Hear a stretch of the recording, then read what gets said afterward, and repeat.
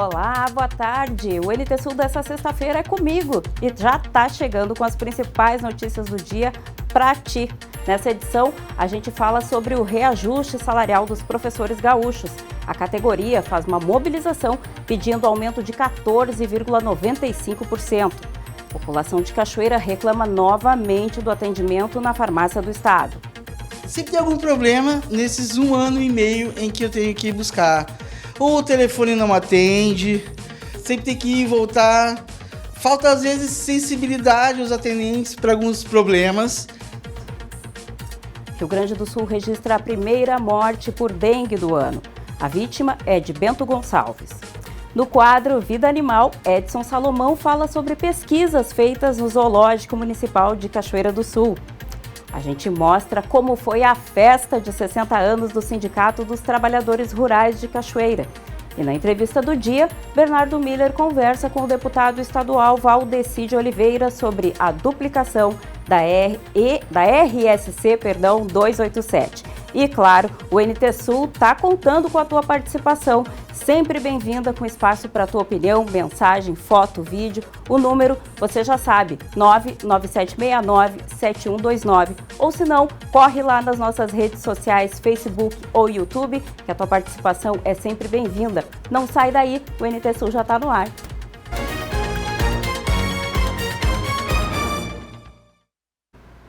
A gente começa a edição de hoje falando do reajuste salarial dos professores gaúchos. Um ato marcado para a semana que vem, pelo aumento de 14,95, pretende pressionar o governo. Os professores gaúchos promovem na próxima quarta-feira uma mobilização em Porto Alegre. O ato público, que acontecerá em frente ao Palácio Piratini, a partir das 9 horas, pretende pressionar o governo a conceder o reajuste salarial de 14,95% a todos os professores, ativos e inativos, com paridade ou não, e também aos funcionários de escola. O percentual foi definido em lei federal. Para contar com adesão maciça ao movimento, o CEPER Sindicato garantiu a efetividade dos servidores, que foi publicada em Diário Oficial, afastando a possibilidade de corte do ponto, inicialmente ventilada pelo governador Eduardo Leite. No dia 22, temos que fazer uma grande pressão na Assembleia Legislativa para que contemple aquilo que é a nossa reivindicação, 14,95 para professores da ativa, aposentados, com ou sem paridade, e os nossos funcionários de escola. Na outra ponta, o governador do estado apresentou uma proposta de reajuste de 9,45%, argumentando que este é o limite que o orçamento comporta. Na época em que apresentou o percentual, Eduardo Leite argumentava que dependia de uma negociação com o governo federal para a recomposição das perdas com o ICMS. Segundo ele, recursos que alcançavam aproximadamente 5 bilhões de perdas aos cofres públicos do estado. O acerto já veio, na ordem de pouco mais de 3 bilhões, mas não chegarão aos cofres do governo em forma de dinheiro. Virão em forma de compensação da dívida, especialmente nas parcelas firmadas por meio do regime de recuperação fiscal. Em entrevista à Rádio Gaúcha, o governador afirmou que o estado não tem recursos para incrementar o indicador apresentado ao magistério e sequer condições de propor qualquer reajuste a outras categorias do funcionalismo público. O projeto de reajuste do magistério, encaminhado pelo governo, já está na Assembleia, com um indicador de 9,45% e sem inclusão dos funcionários de escola. A proposta está na fase de proposição de emendas e alterações no texto original. E a previsão é que esse projeto do governo vá à votação na Assembleia já em abril. A gente muda de assunto agora para falar de sustentabilidade e de cuidado com o meio ambiente, principalmente com as árvores. Elas são as nossas companheiras nas mais diversas paisagens, seja na estrada, no campo ou na praia, elas nos ajudam a respirar melhor, além de colorir o ambiente. Já te perguntou o quanto as árvores urbanas são importantes para o nosso bem-estar? A Suane Andrade, repórter do programa Revista, responde essa questão na reportagem. Você já parou para pensar quantas árvores existem no mundo? Parece quase impossível ter essa informação. E quando eu digo quase, é porque uma pesquisa de 2015, publicada na revista científica Nature, apontou que existem 3,4 trilhões, uma média de 422 árvores para cada ser humano na Terra. Mas o interessante não é apenas saber desse dado, mas principalmente entender a importância das árvores em nosso dia a dia, principalmente se elas estiverem dentro das cidades. As árvores são fundamentais para o meio ambiente, né? E trazem benefícios, principalmente nos grandes centros urbanos, que são inúmeros, né? Diminuição de temperatura, retenção de água no solo, diminuição da força da velocidade da água caindo, então ela segura as grandes enxurradas, né? Troca de gases, né? Muitos gases tóxicos nas grandes cidades, que ela tem essa capacidade de reter vários gases tóxicos, né?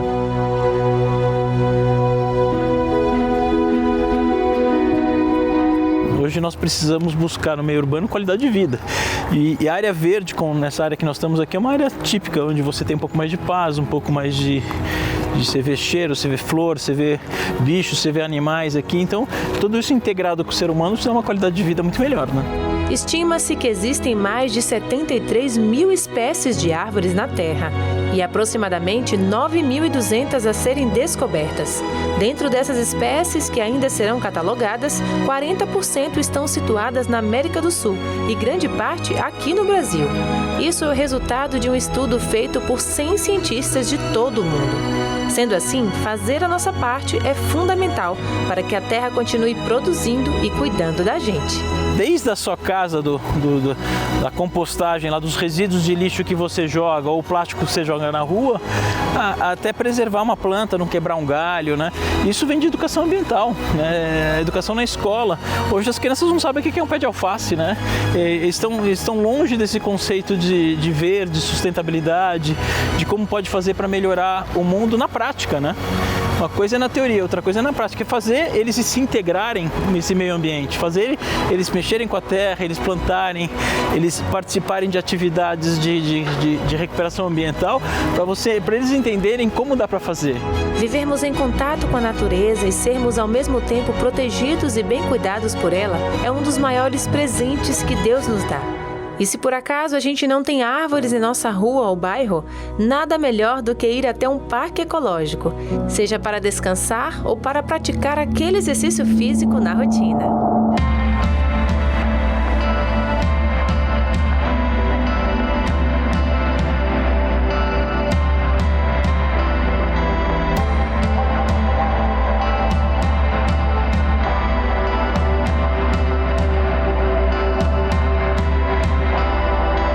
Quando a gente pensa em parque ecológico urbano, logo vem à mente o parque mais famoso do Brasil, que é aqui, o Ibirapuera, um dos maiores cartões postais da capital paulista. Um lugar como esse beneficia grandemente a população. Inclusive, um estudo recente da USP apontou que quanto maior o número de árvores, menor é a incidência de câncer de pulmão nos idosos. A natureza será sempre a nossa maior fonte de vida com abundância.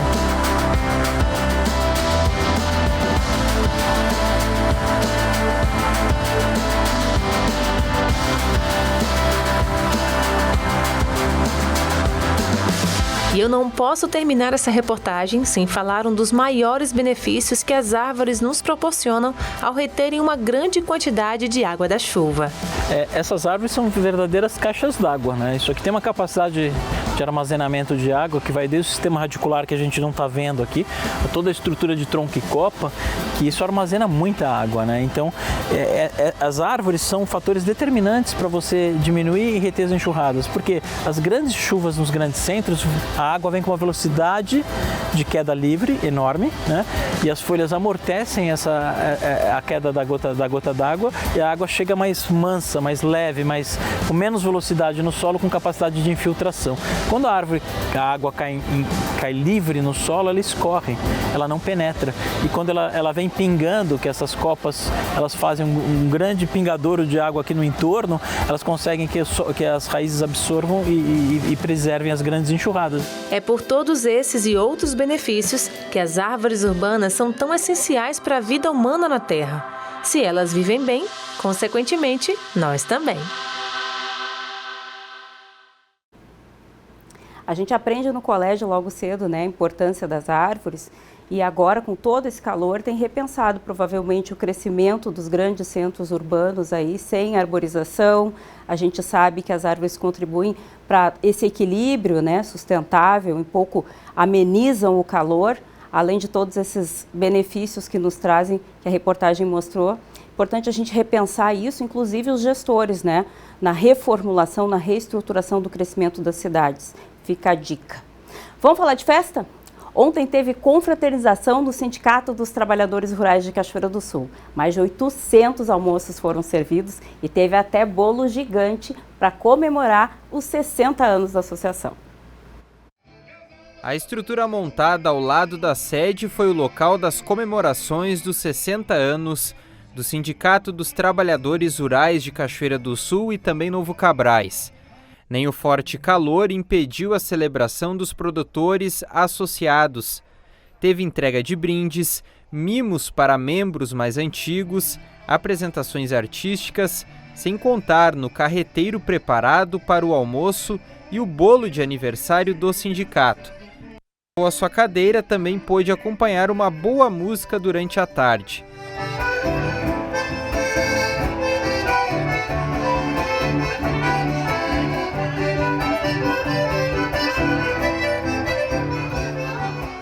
Fundado em 13 de março de 1963, o sindicato é uma entidade de classe trabalhista sem fins lucrativos que possui por finalidade representar a categoria, coordenar e defender interesses dos agricultores familiares e assalariados rurais. Hoje a gente está comemorando os 60 anos do sindicato. Durante esses 60 anos teve muitas lutas, conquistas, né? E hoje a gente se sente feliz de estar comemorando esses 60 anos com muitas conquistas e lutando também para permanecer elas, né? E muito feliz por ter os associados aqui presentes, os convidados, né? Com esse momento festivo. É um dia de confraternização, comemoração aos 60 anos de história. Depois de 2 anos de muitas dificuldades aí devido à pandemia, estamos voltando aí às atividades normais, fazendo esse trabalho, e hoje é um dia da gente festejar e também de refletir aí sobre o momento que o movimento sindical está vivendo, nesse momento aí de dificuldades, momentos aí que a gente está aí com um trabalho análogo à escravidão, e onde o Sindicato dos Trabalhadores Rurais defende a classe dos assalariados, está preocupado com o que está acontecendo. Então a gente tem um momento de festa, mas com muita reflexão e também pensando aí no futuro do movimento sindical, baseado no que está acontecendo hoje. Além da celebração, havia exposições de orquídeas, artesanato e também a comercialização de cucas, pão caseiro, biscoitos e bolachas. Vocês estão ofertando aqui como é que é feito as cucas, os biscoitos, enfim, tudo na colônia? É tudo feito na colônia, no interior, aqui no Capão da Cruz. As cucas mesmo foram feitas tudo hoje de manhã cedo, veio tudo prontinho, novinha. Os biscoitos também são novos, bem casados, broas de milho e tudo feitinho. E aqui um cardápio de cuca, né? Vários sabores, tudo que é gosto, de frutas, mais doces também, chocolate, vários sabores aí. Tá certo. Talvez o pessoal que está em casa não veio aqui no evento, mas tem interesse nessas cucas. Como é que entrar em contato com o senhor? Olha, pode ser pelo celular da agroindústria lá, que é 996972183. Ou a gente entrando em contato, a gente entrega na cidade também, toda sexta-feira de manhã. Então pode entrar em contato que a gente entrega.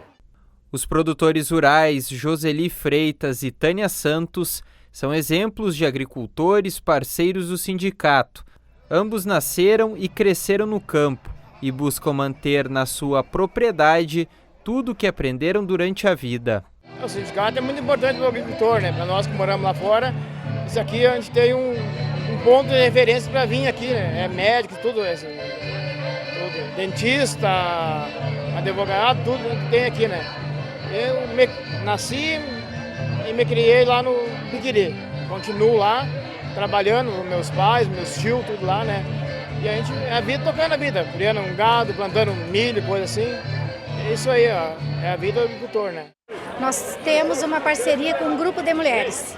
As mulheres agora elas estão mais independentes. Elas mesmas vêm até o sindicato para fazer o seu talão de produtor só para ela. ou então em conjunto com o marido, né? E a gente vem aqui, estamos aqui, no caso, eu, né? Desde que eu já nasci, o meu pai já era e a gente foi ficando, né? É isso, uma entidade importante que presta um serviço valoroso aí para o homem do campo. Lembrando que a gente está falando nesse mês de março aí sobre o empoderamento, sobre o espaço da mulher na construção de uma sociedade mais justa. O Sindicato dos Trabalhadores Rurais, que essencialmente teve na sua diretoria normalmente só homens, foi uma das primeiras entidades rurais a ter uma mulher presidente, a Cleude Camargo. Acho que vale a gente registrar também que esses avanços chegaram também para o comando das mulheres no campo, assim como essa última entrevistada aí falou que ela tem autonomia e já faz o seu talão de produtor, as mulheres aí assumindo o comando das propriedades. Na reportagem especial que a Gabi produziu aqui, a gente também mostrou isso. É bom mostrar todos os lados desse trabalho que agora vem sendo feito pela comunidade rural e fortalecido por uma entidade tão importante como a do sindicato, que merece o nosso reconhecimento. O Rio Grande do Sul registrou ontem a primeira morte por dengue do ano. O óbito foi confirmado pelo Laboratório Central do Estado, o LACEN. De acordo com a secretaria, a vítima é uma mulher de 49 anos, moradora de Bento Gonçalves, aqui na Serra Gaúcha. Ela sentiu febre, dor muscular, dor de cabeça, náuseas, vômitos, dor abdominal, falta de apetite e falta de ar em 9 de março. Todos esses sintomas foram identificados ali nesse dia. Ela foi internada no dia 14 e morreu no dia seguinte. A paciente tinha histórico de hipertensão arterial. Ainda falando sobre saúde, agora um tema bem sério. A chamada Farmácia do Estado de Cachoeira do Sul, em meio a uma crise, ainda vai reduzir o horário de atendimento. O local tem um histórico de reclamações de má qualidade para receber os pacientes. Agora a gente vai acompanhar uma reportagem que eu fiz denunciando essa situação. A Farmácia do Estado, que funciona junto ao prédio do Hospital da Liga, sede da Secretaria Municipal de Saúde, é pauta recorrente de reclamação dos usuários. Longas filas, encerramento do atendimento antes da hora, falta de educação dos atendentes, acolhimento zero, estrutura deficitária. Muitas dessas reclamações chegam até a produção do NTSul, inclusive, como foi o caso do Alex. Usuário de medicações chamadas medicações especiais, ele recebe as injeções de alto custo para tratar uma doença crônica. Esses medicamentos vêm do estado do Rio Grande do Sul. Alex tem doença de Crohn e o remédio que ele usa custa em média R$6.000 cada ampola. Sempre tem algum problema nesses 1 ano e meio em que eu tenho que ir buscar. Ou o telefone não atende, sempre tem que ir e voltar. Falta, às vezes, sensibilidade aos atendentes para alguns problemas. Além da falta de empatia relatada pelo Alex no atendimento aos pacientes, o fechamento antes do horário previsto também foi um problema que ele presenciou ao vivo. A farmácia estava fechando às 3 horas, eu tinha chegado 10 para as 3. E eu não fui atendido por 10 minutos, sendo que já estava aberto, entendeu? Então, o senhor que estava atendendo lá disse que não podia me atender porque ele tinha que fechar 3 horas. Mas como é que fecha, né, às 13 e eu estava lá 10 e não conseguiu, entendeu? Outro problema relatado pelo Alex é a falta de medicamentos. Ele disse ter ficado esperando por 1 mês pelo remédio que ele precisa usar obrigatoriamente a cada 2 meses. Ele faz a aplicação da medicação em Santa Cruz do Sul. Quase 1 mês dessa falta de medicamento, entendeu? Me disseram que era por falta de um caminhão do estado, não sei. E aí eu vou lá em Santa Cruz fazer a infusão, onde o laboratório tem um programa que paga as clínicas que aqui em Cachoeira não tem. E isso não aconteceu apenas com o Alex. A Caroline Oliveira também foi vítima do atraso, da falta de informação e do mau atendimento. Ela preferiu não gravar entrevistas, mas contou por telefone que não é a primeira vez que passa por essa mesma situação. Assim como o Alex, ela também ficou sem medicação e viu os sintomas da doença piorarem. Caroline também tem a doença de Crohn e só recebeu a medicação na terça-feira passada, depois de quase 1 mês de espera. Por ter gestão plena em saúde, o gerenciamento da Farmácia do Estado é de responsabilidade do município, ainda que as medicações sejam enviadas pelo governo estadual. A coordenadora do Departamento de Atenção à Saúde, Elisângela da Luz, admite e reconhece que, de fato, existem mesmo esses problemas relatados pelos usuários. Segundo ela, as mudanças serão realizadas de acordo com o orçamento disponível e as condições oferecidas pela administração municipal, que está limitada com o corte de horas extras. Mesmo com as restrições, ela afirma que os funcionários passarão por treinamento e o espaço será ampliado, assim como a equipe. A gente está fazendo uma reestruturação, estou colocando uma farmacêutica o dia todo ali, que é a pessoa técnica responsável, que vai conseguir dar informação para as pessoas as mais técnicas, porque agora a gente tem 2 auxiliares administrativos ali. Então, informações técnicas das medicações, eles não têm o conhecimento necessário para fornecer para a população. Então, a gente vai deixar essa farmacêutica 8 horas diárias ali, para poder atender essa demanda da população. E em relação aos funcionários, a gente está conseguindo, a demanda é muito grande, tinham só 2 funcionários que faziam essa parte, então a gente está conseguindo mais um funcionário para treinar, o treinamento demora, porque são processos complexos, é muita burocracia, então a gente vai colocar mais um funcionário, então ficarão 3 funcionários mais o farmacêutico, porque o espaço é muito pequeno, a gente não consegue colocar mais pessoas ali para trabalhar. Já está pronto o projeto da nova farmácia do estado, assim como a do município, que ocupará parte do prédio da antiga Justiça Federal, onde hoje já está o Centro de Saúde Princesa do Jacuí. A Elisângela explica que os recursos para adaptação do local já estão disponíveis. É dinheiro de programa do estado que permite esse tipo de investimento. No entanto, o processo está parado na administração municipal, que ainda não homologou a proposta. Os novos espaços serão mais amplos, acolhedores e humanizados. Quando a farmácia mudar lá para o prédio do Centro de Saúde Princesa do Jacuí, a estrutura vai ficar muito melhor e a gente vai conseguir atender melhor as pessoas por causa da questão da estrutura física. Então, a princípio, a gente vai fazer assim. O que acontece? Como a demanda é muito grande, existem muitos processos novos e as horas extras foram cortadas e as pessoas faziam a colocação desses processos durante os finais de semana ou após o horário de expediente, então a gente vai ter que fechar no horário da tarde, assim como o setor de regulação, para eles poderem colocar os processos no sistema e organizar a questão do estoque, né, que agora eles não conseguem por causa da demanda o dia inteiro. Em relação a fechar mais cedo, eu já conversei com eles, realmente eu já vi que algumas situações eu fui lá e vi que realmente estavam fechando mais cedo, mas a farmacêutica está entrando ali agora, ela vai ser responsável técnica, então eu acredito que essa questão vai melhorar. Por telefone, o coordenador da 8ª Coordenadoria Regional de Saúde, Júlio Lopes, informou que a falta de medicamentos foi uma situação pontual. Ele explicou que um processo licitatório para a compra teve de ser adequado por troca de laboratório, o que acabou ocasionando atraso. No setor de dispensação do Estado, a informação foi de que a Secretaria Municipal de Saúde não havia aparecido no local no dia acertado para buscar as medicações. A informação foi confirmada aqui em Cachoeira pela farmacêutica, que disse que não tinha veículo para buscar os remédios. Eu me somo a esse grupo de pacientes que ficaram sem medicação, porque eu também sou uma paciente crônica, eu também tenho doença de Crohn e certamente não fomos só nós 3 os prejudicados pela falta de um veículo para buscar as medicações que nós precisamos para nos mantermos vivos. É um absurdo a gente encontrar como resposta à necessidade de um remédio que a gente depende para manter a nossa vida e a nossa condição mínima de saúde, que não tinha um carro para buscar os remédios e a gente está aí pulando de um lado para outro, além de ser muito mal atendido num serviço que é financiado por nós, contribuintes. As pessoas que estão lá nos prestando um atendimento, elas não estão no quintal da sua casa, elas estão prestando um atendimento para os contribuintes e foram nomeadas para isso por opção, fizeram concurso público para prestar esse tipo de serviço.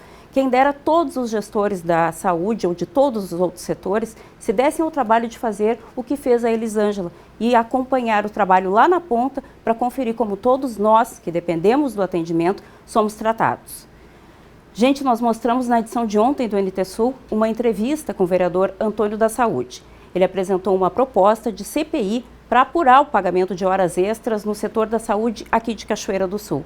Conforme cálculos do vereador, com base no portal Transparência, a soma ultrapassa R$40 mil em um ano. O pedido de CPI já conta com 4 assinaturas, faltando apenas uma para avançar para a votação em plenário. Mas ontem, o vereador informou que conversou com o titular da Saúde, Marcelo Figueiró, e soube que ao menos outros 10 servidores estariam na mesma situação. Assinaram o requerimento de CPI os vereadores Antônio da Saúde, o proponente, Telda Cis, Felipe Faller e MacGyver Dias. Na sexta, já sabe, né? É dia do quadro Vida Animal, aqui no nosso NT Sul. E o veterinário Edson Salomão fala das pesquisas feitas no Zoológico Municipal de Cachoeira do Sul.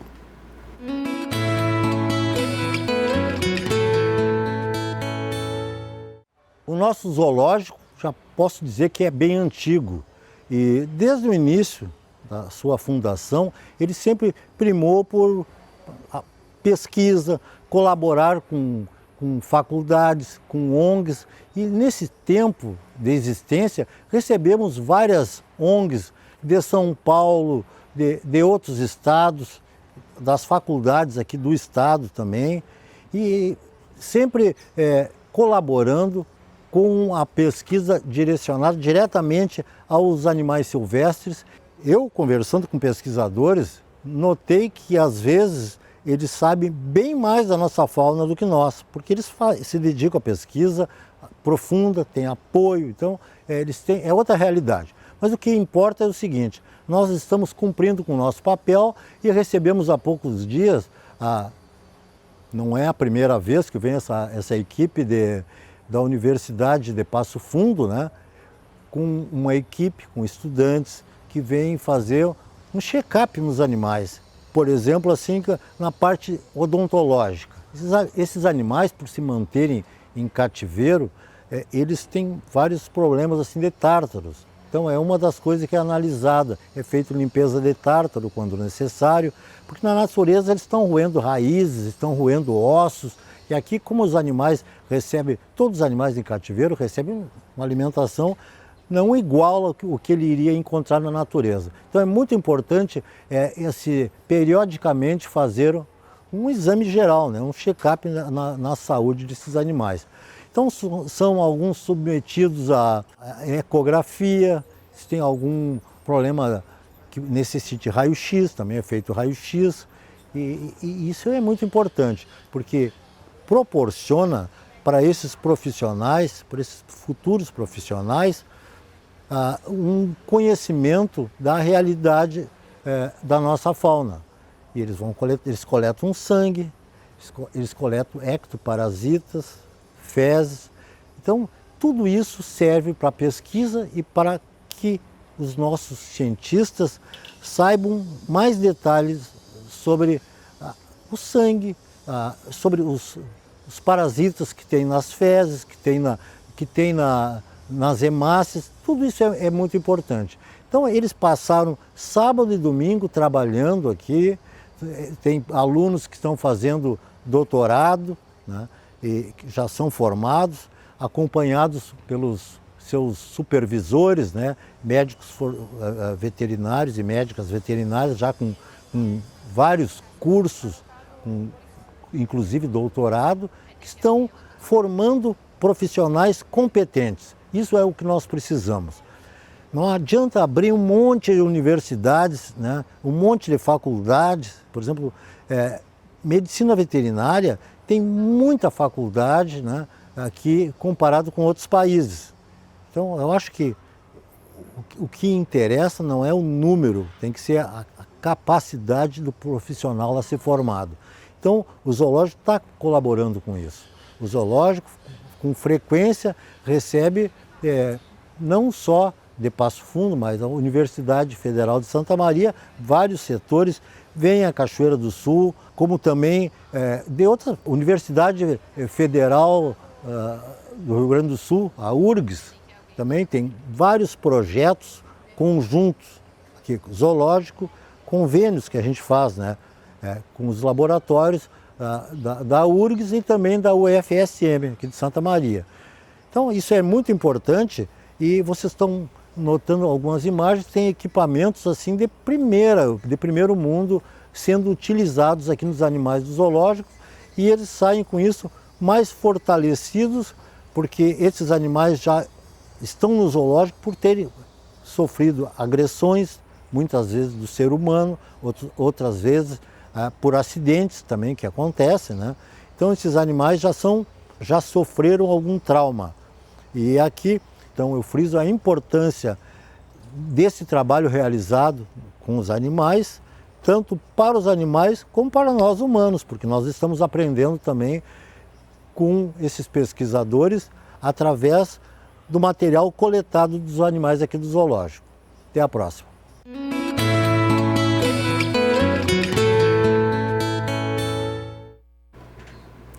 E agora é a hora da tua participação aqui no NT Sul. Recadinho no Face, recadinho no WhatsApp, a gente bota tudo aqui na tela, vamos conversar, ajuda a gente a construir o NT Sul diariamente. A gente tem uma equipe que está sempre pelas ruas, apurando o que acontece aqui em Cachoeira, mas a tua participação nos ajuda muito. Não tem como a gente correr todos os cantos da cidade aí, acompanhando o que acontece no dia a dia, e tudo aquilo que tu tiveres acompanhando por aí, acha que é importante, manda pra gente, é sempre muito bem-vindo. Eu vou começar pelos recados do Facebook, aqui a Sandra Ferreira, que é nossa companheira sempre, acompanhando o NT Sul junto com o Everson e o Edson. Um abraço então, família. A Fátima Marli agradecendo uma janta boa que rolou ontem aí, com a Ana Lúcia e com o cunhado Fernando. Um abraço então para essa família também.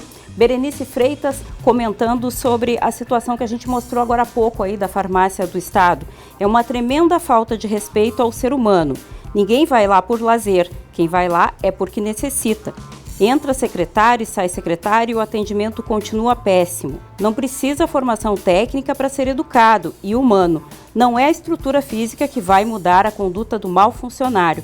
Por fim, ela questiona por que o setor está fechando mais cedo. Como a gente mostrou na reportagem, Berenice, é um processo de reestruturação da farmácia, então eles estão tentando colocar os processos que são levados para lá com o pedido de medicações em dia, e agora não tem mais horas extras, as horas extras foram cortadas pelo prefeito José Otávio Germano, então o pessoal tem que otimizar o trabalho, fazer tudo durante o período de atendimento ali, durante o período de expediente da farmácia. Então vai ter um horário reduzido aí para atendimento ao público com o objetivo de tentar colocar a casa em dia. Por fim, um abraço aí para Vera Lúcia Barbosa, que também está ligadinha junto com a gente. Vamos para cá agora, que a nossa telinha vai mostrar quem é que está mandando mensagem pelo nosso WhatsApp. Só para te lembrar, o número é 51997697129.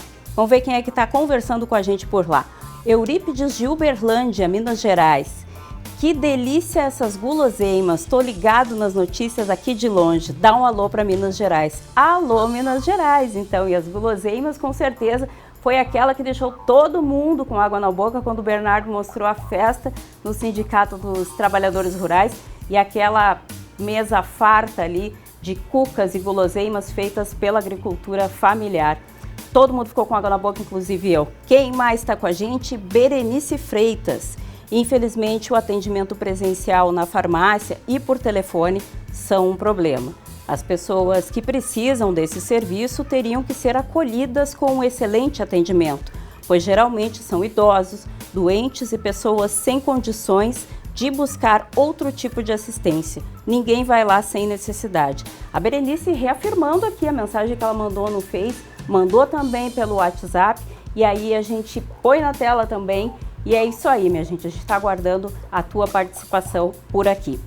Então, a gente vai para um intervalo rápido. Na volta, tem a previsão do tempo para o fim de semana e ainda, na entrevista do dia, o Bernardo Miller conversa com o deputado estadual Valdeci de Oliveira sobre a duplicação da RSC 287. E tem também os destaques da notícia internacional no quadro Semana pelo Mundo. Não sai daí que a gente volta já.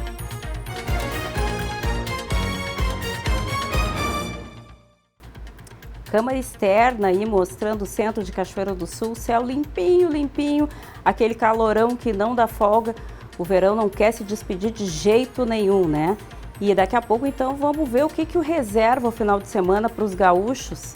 O fim de semana vai ser de tempo bom ou vai ter chuva? Faz horas que a gente está nessa previsão de que vem chuva, de que vem pancada, de que o sol vai dar uma aliviada.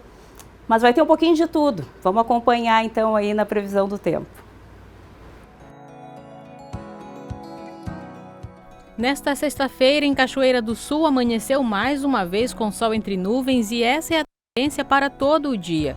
Temperatura mínima 24 e máxima 31 graus. No sábado tem chance de chuva, embora o sol apareça. Temperatura mínima 23 e máxima 28 graus. Já no domingo, o sol deve voltar a predominar sem chuva. Temperatura mínima 22 e máxima 30 graus. Veja a previsão do tempo para todo o Rio Grande do Sul nesta sexta-feira. Uma massa de ar quente predomina no estado gaúcho e atua mais forte nos vales e no leste. A instabilidade se forma da tarde para a noite, associada ao calor e à umidade com maior potencial para pancadas de chuva no oeste, na campanha e na fronteira sul, de acordo com a Metsul. Toda a área de divisa com o Uruguai tem chance de chuva. Na faixa litorânea, o dia tem sol e calor. A exceção pode ser o litoral sul, com predomínio de nuvens e chuva passageira. Vamos ver as temperaturas máximas para hoje. Na capital, Porto Alegre, máxima de 34 graus. Na fronteira oeste do estado, em Uruguaiana, 32 graus. Na região norte, em Passo Fundo, 31 graus. Na região central, em Santa Maria, 32 graus. Em Tramandaí e Torres, no litoral norte do estado, 31 graus. E em Pelotas e Rio Grande, na região sul, 34 graus.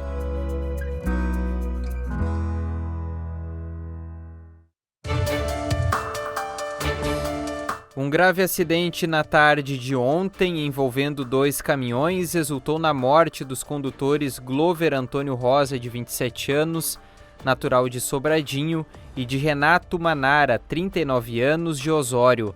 A colisão entre os 2 caminhões ocorreu na BR-471, na altura do quilômetro 178, no município de Rio Pardo. O trânsito permaneceu parcialmente bloqueado durante o dia de ontem. A Polícia Rodoviária Federal atendeu o caso e espera o laudo da perícia para entender o motivo da colisão. E atenção aos estudantes que estão tentando o FIES. Os candidatos pré-selecionados na chamada única deste ano precisam completar todas as informações da inscrição hoje ainda. Essa etapa faz parte do processo seletivo para contratar o financiamento público da mensalidade em instituições privadas de ensino superior. Os dados dos estudantes devem ser inseridos exclusivamente pelo portal de acesso único do ensino superior. O endereço é esse que está aí na tela, acessounico.mec.gov.br/FIES. Depois de formalizar a inscrição no portal, o candidato tem 5 dias úteis para validar as informações. Mais uma hora para a gente fazer um intervalinho ali entre uma notícia e outra e ouvir a tua participação, mostrar um pouquinho do que tu tem para contribuir com o nosso jornalismo aqui da TV Cachoeira. O WhatsApp, já sabe, 99769-7129, ou pode mandar teu recado pelo Facebook, facebook.com/TV Cachoeira. Vamos ver o que a gente está recebendo de mensagem aqui no WhatsApp, Já estou aqui em frente à tela para ver quais são os recadinhos que estão chegando. Por que a Prefeitura faz tantos quebra-molas e não arruma os buracos? Nossas estradas estão horríveis de andar. É o questionamento da Ieda. É uma demanda antiga já, né? A questão da estrutura das ruas. Então fica aí um chamado aí para o pessoal da Secretaria de Obras e de Infraestrutura da cidade, está priorizando algumas coisas em detrimento de outras. Quem mais fala com a gente aí? William Barreto, que chique, sempre sonhei em te ver apresentando o NT Sul. Parabéns, Thelma. William, que gentileza, muito obrigada. A gente está aqui para contribuir com a equipe. Na falta de um, sempre tem alguém no banco de reserva aí para salvar. Mais alguma participação?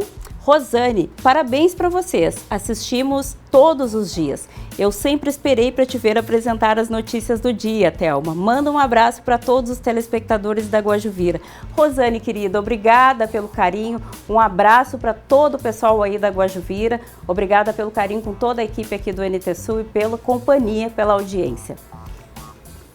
O Uruguai, gente, enfrenta a maior seca dos últimos 30 anos. A falta de água prejudica a agricultura e o abastecimento das casas. No setor agropecuário, o problema é de extrema gravidade. Essa é uma das notícias do nosso quadro Semana pelo Mundo. Foi apresentado esta semana o novo traje espacial da NASA. O equipamento vai ser usado na viagem de volta à Lua. O traje apresenta maior flexibilidade e proteção térmica do que os usados pelos astronautas da Apollo. A vestimenta tem várias camadas de proteção, uma mochila com sistemas de suporte à vida, luzes e uma câmera de vídeo de alta definição montada no topo do capacete. A versão final vai ser no tradicional branco, usado para refletir o calor. O programa Artemis, da Agência Espacial Americana, vai levar os humanos à Lua no final de 2025, pela primeira vez desde que as históricas missões Apollo terminaram em 1972. No deserto colombiano de La Guajira, famílias viajam quilômetros para conseguir atendimento médico para crianças em estado grave de desnutrição. A falta de comida, água e escândalos de corrupção na região colocam La Guajira atrás apenas da Síria no ranking mundial da taxa de mortalidade de crianças menores de 5 anos. De acordo com a Defensoria Pública do país, 308 crianças morreram de fome em 2022, 111 a mais que no ano anterior. O Uruguai tem sofrido com uma seca que prejudica a agricultura e o abastecimento das casas. O reservatório de Canelón Grande, localizado a pouco mais de 60 quilômetros de Montevidéu, está seco. O reservatório foi originalmente pensado para irrigação e também era usado para abastecer uma das principais infraestruturas de distribuição de água potável do país. No setor agropecuário, a situação é de extrema gravidade. O ministro da Pecuária, Agricultura e Pesca classificou como a maior perda de agropecuária e da economia nacional nos últimos 30 anos. O norte da Argentina sofre com incêndios. O fogo já arrasou 6.000 hectares na região de Corrientes desde o último fim de semana. As temperaturas extremas que atingem o centro e o norte da Argentina neste verão ajudam a espalhar as chamas. No ano passado, os incêndios florestais em Corrientes queimaram mais de 1 milhão de hectares, segundo números oficiais. Uma façanha da aviação em Dubai. Imagina parar um avião em uma pista de heliporto com apenas 27 metros de extensão. A missão quase impossível se tornou realidade nas alturas de uma joia arquitetônica de Dubai, o Hotel Burj Al Arab.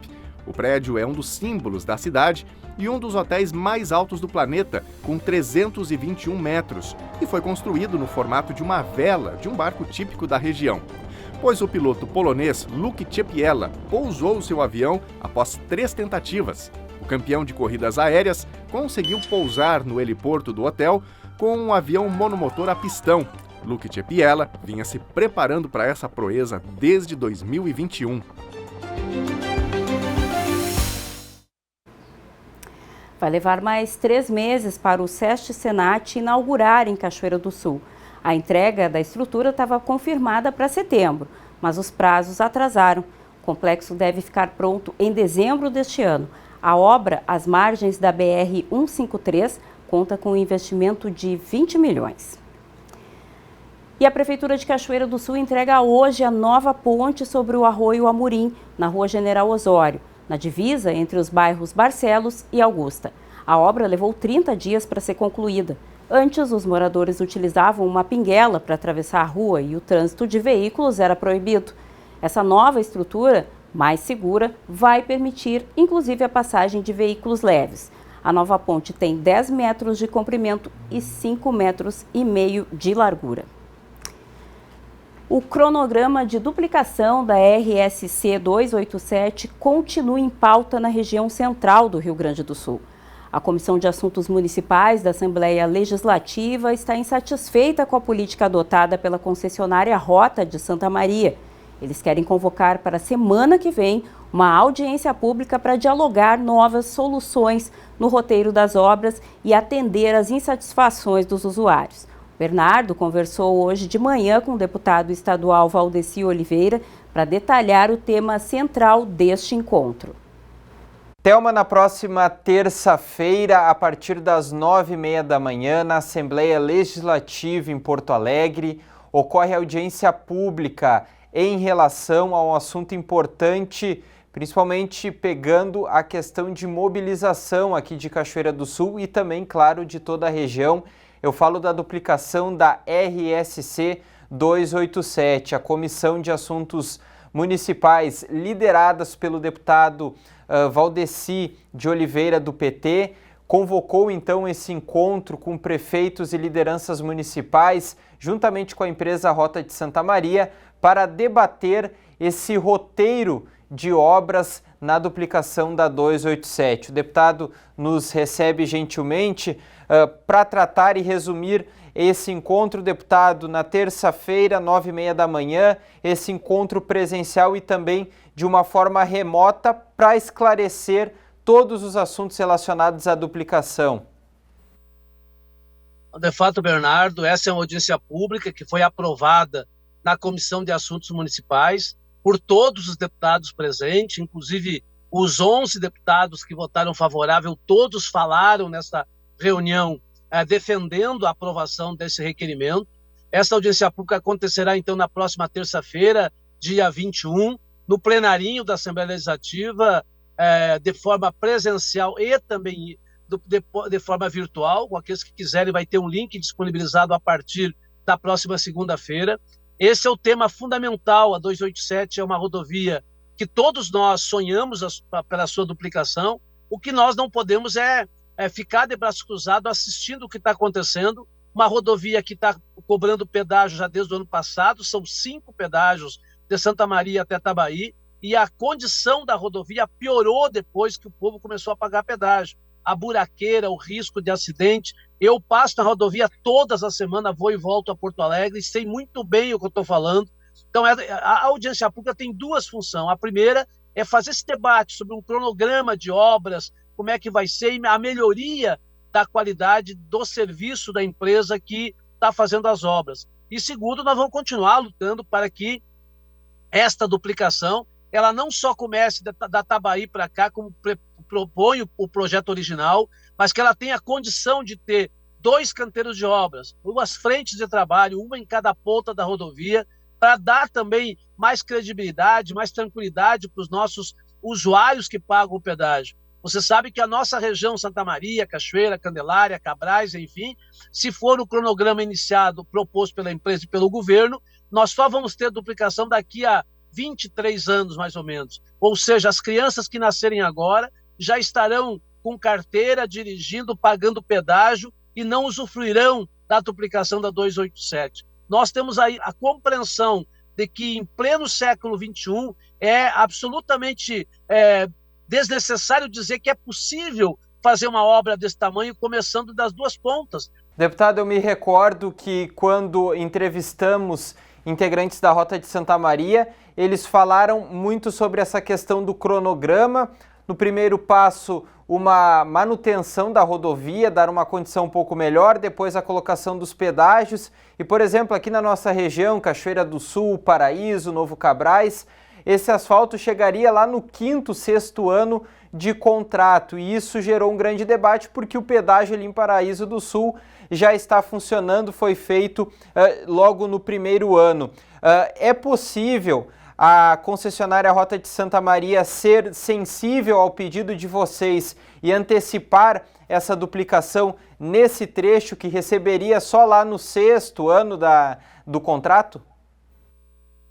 Bernardo, um contrato ele pode ser modificado, mudado a partir da disposição e da vontade política. Logicamente que o governo do estado precisa também ter esta capacidade. É por isso que nós estamos chamando para essa audiência pública os secretários do governo que tratam dessas matérias em 2 ou 3 pastas diferentes do governo. A empresa tem que ter sensibilidade, porque a empresa só existe por causa do usuário, é quem garante o recurso para a empresa, é o usuário que paga todos os dias. Você sabe que quem sai de Santa Maria até Tabaí, tu paga 20 e tantos reais de ida e 20 e tantos reais de volta. Todas as semanas a gente faz isso. É necessário que a empresa tenha transparência naquilo que está acontecendo, que tenha também respeito com uma região tão importante que nem é a nossa região. E eu acho que, sinceramente, qualquer contrato pode ser mudado, qualquer contrato pode ser renovado, qualquer contrato pode ser alterado. Agora depende das partes interessadas que quererem. Eu acho que a nossa parte é a parte da política, do movimento de pressão. Vamos fazer isso. Espero, sinceramente, o apoio de todas da sociedade, de todos os prefeitos, vereadores, entidades empresariais. Ninguém aqui está querendo atrapalhar, nós temos melhorar, mas ser respeitado por aquilo que nós estamos pagando, que é o pedágio. E eu acho que é possível sim, já houve outros pontos do estado e do país que houve mudanças e nós queremos mudar para o bem da sociedade. A empresa é importante fazer a duplicação, é importante ter o pedagiamento, mas ele tem que ser bom para os dois lados, para a empresa que recebe, mas para aquele que paga todos os dias também saber o que está acontecendo e ser, no mínimo, ouvido. E as nossas duas reivindicações é muito simples: melhoria da estrada nesse momento que está em péssimas condições e, segundo, também ter a duplicação a partir de Santa Maria para lá, antes do prazo estipulado pelo contrato, que é absurdo na nossa avaliação e que precisa ser modificado. Deputado, o senhor falou que cruza semanalmente pela 287 nesse deslocamento de Santa Maria, Porto Alegre. O senhor tem escutado o relato dos produtores? Eu falo isso principalmente dos moradores, né, que ficam ali às margens da rodovia. Eu falo isso porque no ano passado eu fui fazer uma reportagem sobre o imbróglio do pedágio. Alguns produtores não conseguiam entrar nas suas propriedades porque existia a tal da rota de fuga, enfim, era o argumento da concessionária.